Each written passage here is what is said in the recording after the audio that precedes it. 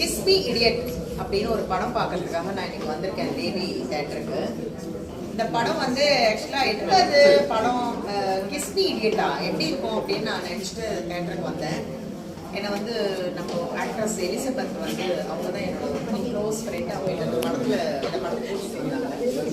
இந்த படம் வந்து எப்படி போச்சுன்னு எனக்கு தெரியல. கண்ணே நாங்கள் திருப்பல அவ்வளோ நல்லா ஒரு அருமையான படம். ஹீரோ அவ்வளோ அழகா இருக்கான், ஹீரோயின் அவ்வளோ அழகு. என்ன மாதிரி ஆக்டிங், அவங்களுக்கு கொடுத்த வேலையை அவங்க கரெக்டாக பண்ணியிருக்காங்க. சூப்பரான ஒரு பர்ஃபார்மன்ஸ், செம்ம டான்ஸ், எல்லாமே கரெக்டாக பண்ணியிருக்காங்க. இந்த படம் வந்து கன்னட படம் அப்படின்னு சொன்னாங்க. கன்னடத்தில் வந்து ரொம்ப ஹிட் ஆகிருக்கோம். ஒரு 200 days அந்தளவுக்கு நல்லா ஓடின படம்னு சொல்கிறாங்க. ஆனால் எனக்கு இங்கேருந்து பார்த்தா இது கன்னட படம் மாதிரி தெரியல, ஒரிஜினல் தமிழ் படம் மாதிரி இருந்தது. இந்த படத்தில் காமெடி வந்து ரோபோ சங்கரும் நாஞ்சில் விஜயும் ஆட் பண்ணியிருக்காங்க. இந்த ரோபோ சங்கர் நாஞ்சில் விஜய் வச்சு தான் எலிசபெத் வந்து டைரக்ட் பண்ணியிருக்காங்க. பார்த்தோன்னே எனக்கு ரொம்ப சந்தோஷமா இருந்துச்சு. ஏன்னா என்னோட நிறைய ஆக்ட் பண்ணியிருக்காங்க. பிரியமானவர்கள் நாங்கள் 2 பேரும் ஒன்றா நடிச்சிருக்கோம். ஸோ நடிச்சிட்டு இருந்த இவங்களுக்கு டைரக்ட் பண்ணுற டேலண்ட் இருக்கான்றது எனக்கு ஆச்சரியமா இருந்தது. அவ்வளோ அழகாக பண்ணியிருக்காங்க. ரோபோ சங்கரை வச்சு வேலை வாங்குறதுங்கிறது சாதாரண விஷயம் கிடையாது. அவ்வளோ நல்ல காமெடி வேற லெவலில் இருந்தது.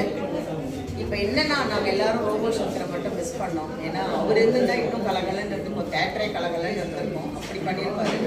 அவர் இல்லை, அவரோட டாக்டர் இந்திரஜாவும் ஹஸ்பண்ட் கார்த்திக் வந்து படம் பார்த்துட்டு கலந்தாங்க.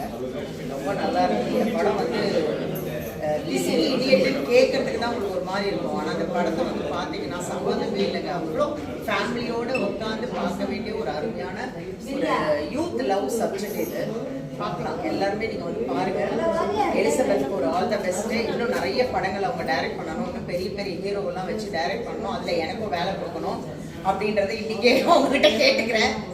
அதனால அவ்வளோ டேலண்ட் இருக்குன்றது எனக்கு பிரமிச்சு போயிட்டேன் நான். ஏன்னா பெரிய சங்கர்லாம் வச்சு டைரக்ட் பண்ணுறதுன்றது சாதாரண விஷயம் இல்லை. ஆனால் உண்மையிலே பண்ணியிருக்காங்க. உண்மையிலே ரொம்ப சந்தோஷமா இருந்தது. அந்த படத்தை வந்து எல்லாருமே பார்க்கலாம். யாரும் இவங்க தான் சின்ன பசங்க